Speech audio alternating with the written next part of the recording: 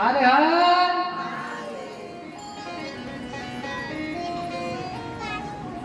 विष्णु भगवान भोलेनाथ को जनवास से ले गए। इधर मैया मैना बहुत विलाप की, बहुत रुदन किया। हर एक माता पिता का सपना होता है कि बेटी जिस घर में जाए वहां जाकर के सुखी रहे। माँ बाप कैसे भी होते हैं, लेकिन बेटी की विदाई के समय एक सुई तक की कमी नहीं छोड़ते। पिता भोजन करे या न करे, जिस दिन से बेटी का जन्म होता है मानो पिताजी तो उसी दिन से धन का संचय करना प्रारंभ कर देते हैं और दहेज भी इतना प्रदान करते हैं जितनी उनकी सीमा होती है।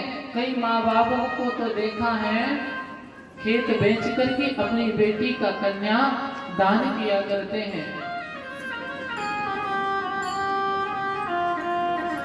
बेटी से ज्यादा, कई गुना ज्यादा पिता का और माता का भी स्नेह बेटी पर हुआ करता है। पर कोई माँ बाप ये कमी नहीं छोड़ते कि मेरी बेटी कभी दुखी रहे।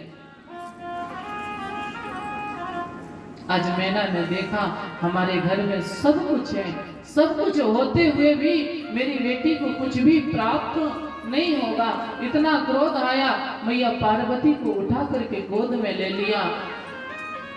ब्रह्मा के लिए, विधि के लिए, विधान के लिए कोसने लगी। अहो विधाता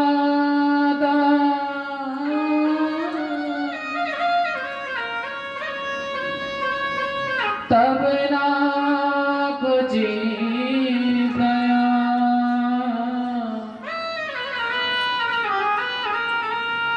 हे विधाता, तू भाग्य को लिखता जरूर है, तुझे लोग विधाता कहते जरूर हैं, लेकिन तुझे भाग्य लिखने का एक भी वक्त जरा सा भी ज्ञान नहीं है। कैसे कैसे भाग्य लिख दिया करता है। मेरी गौरा को देख, इतने सुंदर महलों में पली,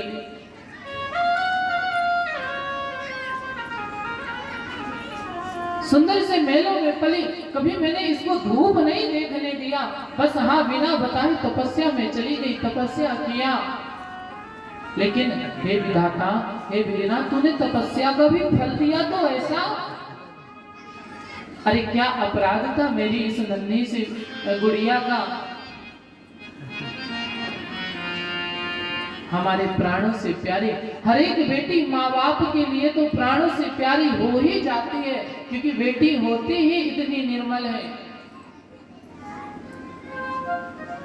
और माता पिता का, परिवार का स्नेह भी उसी दिन पता चलता है जिस दिन बेटी की डोली उठा करती है, बेटी की विदाई होने लगती है।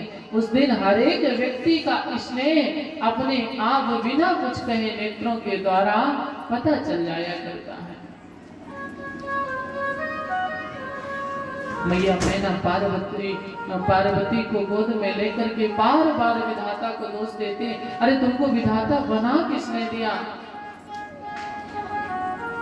देने वाला सब कुछ दे पर गरीबी न दे, और गरीबी भी दे दे अगर तो बदनसीबी न दे। लेकिन तुमने विधाता, तुमने इतना बड़ा अन्याय किया है। मेरी गौरा को सब कुछ प्रदान किया, धन भी प्रदान किया, लेकिन इसका नसीब, इसका भाग्य बिगाड़ दिया। तुझे भाग्य लिखने का ज्ञान नहीं है। इतना मोह हो गया, इतना मोह हो गया, विधाता को अनेक अशब्द कहने लगी मैया मैना। होते करते पता चला नारद जी महाराज को। नारद जी महाराज भागे भागे आए। मैया मैना, आप रुदिन कर रही हो, लेकिन धन्य है उस समय की मैया जिस नारद जी ने विवाह तय किया, जिस नारद जी ने शुरू से और विवाह तक और जीवन पर्यंत जिसने मार्गदर्शन दिया, आज वही नारद खड़े हैं। लेकिन धन्य और माँ की ममता, नारद जी को एक भी अशब्द नहीं कहा। संतों की सेवा और संतों का सम्मान किस तरह करना चाहिए, कोई सीखे तो मैना मैया से सीख ले, राजन हिमाचल से सीख ले।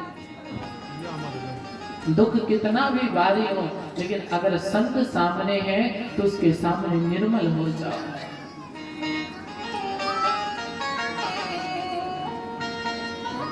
नारद जी महाराज खड़े हैं। आज मैया मैना से बोले, देखो मैना, आप रुदन कर रही हो, शायद आप भूल गई